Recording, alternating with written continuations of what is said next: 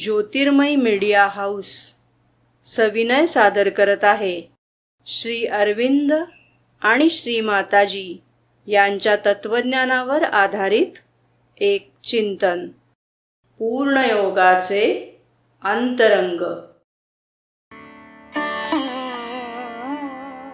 नमस्कार. आज आपण एका खूप सुंदर आणि महत्त्वाच्या विचारावर बोलणार आहोत. प्रामाणिकपणा. आपल्याकडे श्रीमाताजींच्या प्रामाणिकतेचे बक्षीस या लेखनात मला वाटतं खूप अर्थपूर्ण उतार आहे. नक्कीच. तर चला बघूया यात काय दडलंय आणि आपल्यासाठी कोणता विचार मिळतोय ते.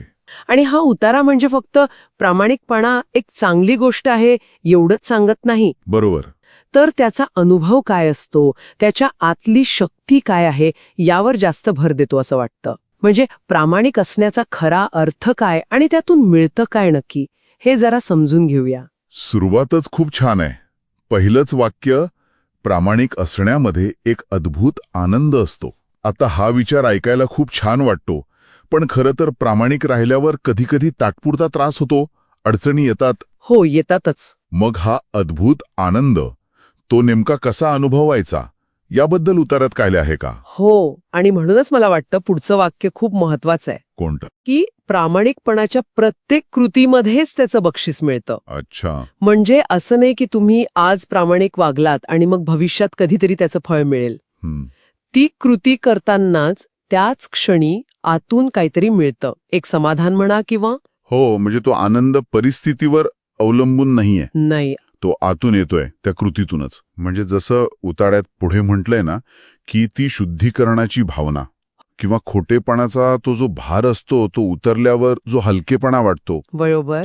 ती मुक्तीची भावना, हेच खरं बक्षीस आहे का मग? हो, मला तर तसंच वाटतं. आणि हे फक्त म्हणजे एक मानसिक समाधान नाहीये फक्त. अच्छा, त्याहून अधिक. मला वाटतं ही एक प्रकारची आंतरिक स्वतंत्रता आहे. म्हणजे बघा ना, खोटेपणा आपल्याला कुठेतरी बांधून ठेवतं. बरोबर. आपले विचार, आपल्या कृतींवर मर्यादा येतात. आणि प्रामाणिकपणा ते बंध तोडून टाकतो. आणि मग जी सहजता येते, जी स्पष्टता येते ना, हो, तीच एक मोठी शक्ती आहे असं मला वाटतं. आणि म्हणूनच कदाचित पुढे त्याला सुरक्षा कवच, संरक्षण आणि मार्गदर्शक असं म्हटलंय. सुरक्षा कवच आणि संरक्षण हे कसं काय? म्हणजे केवळ आपल्याकडे लपवण्यासारखं काही नाही म्हणून आपण निर्भय असतो? हां, ती निर्भयता तर आहेच, तो एक भाग झाला. पण आणखी काही आहे का? मला वाटतं त्याही पलीकडे जाऊन प्रामाणिकपणामुळे आपल्यात एक प्रकारचं नैतिक बळ तयार होतं. नैतिक बळ? हो, म्हणजे जेव्हा आपण सत्याच्या बाजूने असतो किंवा सत्याशी जोडलेले असतो तेव्हा आतून एक स्थिरता येते. अच्छा. आणि ही जी स्थिरता आहे ना, ती बाहेरची आव्हानं येतात तेव्हा ढाल बनते आपली. आणि मार्गदर्शक कसा? म्हणजे तो फक्त बरोबर काय चूक काय हे सांगतो? नाही, तेवढंच नाही, तो आपल्या आतला आवाज जास्त स्पष्ट करतो असं मला वाटतं. मग निर्णय घेणं सोपं होतं, आपली दिशा अधिक स्पष्ट होते, काय करायला हवं हे जास्त नीट कळतं. आणि मग येतो तो शेवटचा मुद्दा, जो मला वाटतो खूप शक्तिशाली आहे. कोणता? प्रामाणिकपणा ही एक रूपांतरी शक्ती आहे. Transformation power. याचा नेमका अर्थ काय घ्यायचा?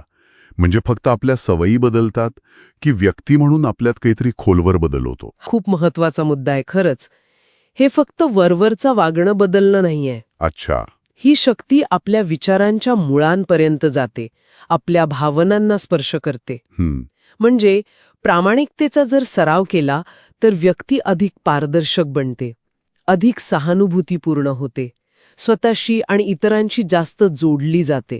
म्हणजे हे फक्त बाहेरची परिस्थिती बदलणं नाही. नाही, हे आतून व्यक्तीचं रूपांतरण आहे, एक बदल आहे जो आतून घडतो. तर ह्या सगळ्या चर्चेतून श्रीमाताजींच्या विचारांची खोली खरंच लक्षात येते. प्रामाणिकपणा म्हणजे फक्त काही नियम पाळणं नव्हे, तर तो एक खोल आंतरिक अनुभव आहे, ज्यात आनंद आहे, शुद्धता आहे, मुक्ती आहे, संरक्षण आहे आणि योग्य दिशा पण आहे. अगदी बरोबर. आणि सगळ्यात महत्वाचं काय, तर ही एक सक्रिय शक्ती आहे जी बदल घडवते, रूपांतर घडवते. आणि त्याचं खरं बक्षीस त्या कृतीच्या अनुभवातच आहे. हो, बाहेरून काहीतरी मिळेल या अपेक्षेत नाही. जाता जाता एक विचार मनात येतोय. काय? की आपल्या रोजच्या जगण्यात अगदी साध्या साध्या लहान वाटणाऱ्या प्रसंगांमध्ये सुद्धा आपण या प्रामाणिकतेच्या रूपांतरकारी शक्तीचा अनुभव अधिक जाणीवपूर्वक कसा घेऊ शकतो? विचार करण्यासारखा प्रश्न आहे.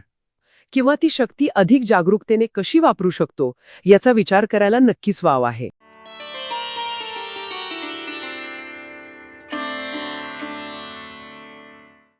धन्यवाद. उद्या पुन्हा भेटूया आपल्या ऑरो मराठी चॅनलवर.